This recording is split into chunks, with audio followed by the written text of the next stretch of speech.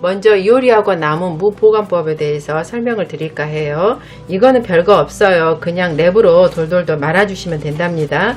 근데 이제 간혹 가다 보면은 요리하고 나면 이 단면에서 무에서 나온 수분기가 있거든요. 그걸 닦아내지 않고 바로 랩을 싸버리면 이 수분기 때문에 오래 저장을 할 수가 없어요. 그러니까 그럴 때는 키친타올로 이렇게 꼼꼼히 닦아낸 다음에 이렇게 랩으로 꼼꼼히 싸주세요. 그래서 이제 야채실에 보관해 주시면 되는데 제가 해보니까 1개월은 넣긴 하더라고요. 그래도 이게 싱싱할 때 먹어야 가장 맛있으니까 참고해 주세요.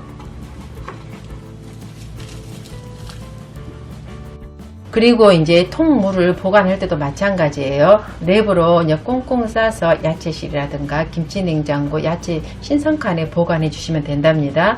그런데 이때 이제 무가 아주 많을 때 10개 이상 넘어갈 때는 이게 문제예요.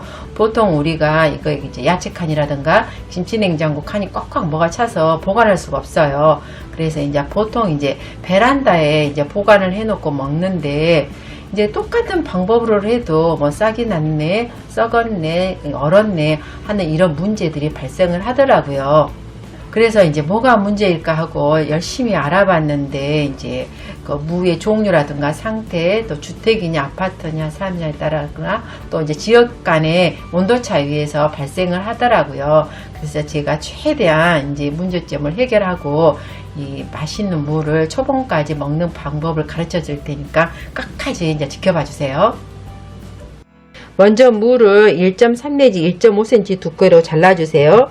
이게 너무 얇게 자르면 여기 성장점이 남아있어서 저장하고 날 때 보면 이게 싹이 날 수가 있거든요. 그러면 아무래도 영양 손실이 돼서 무가 쪼글쪼글해져서 맛이 없어요. 그러니까 좀 아깝다 할 정도로 좀 두툼하게 잘라주세요.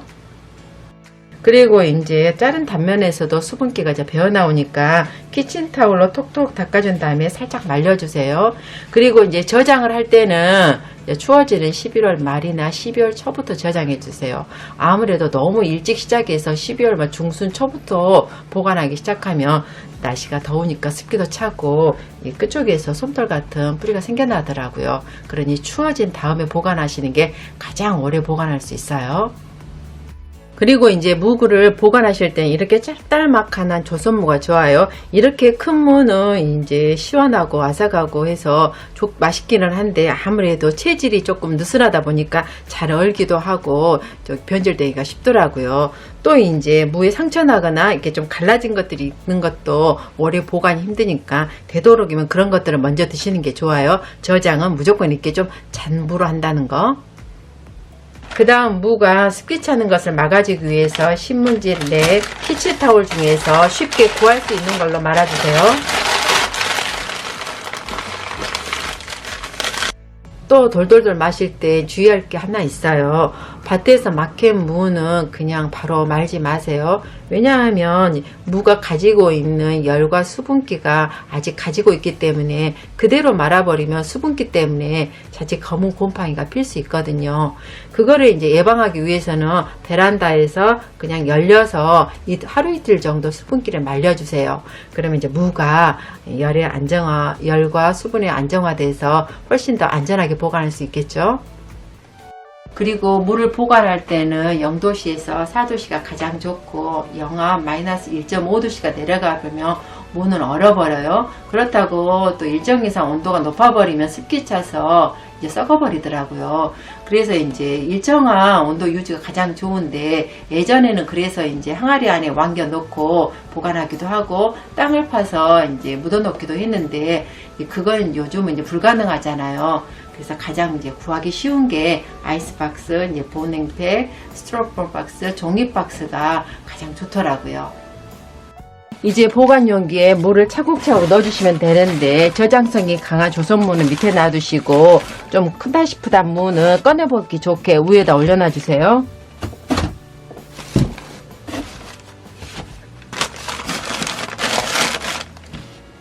그리고 이제 뚜껑을 덮어서 집에서 가장 시원하고 그늘진 베란다에서 보관해 주시면 된답니다.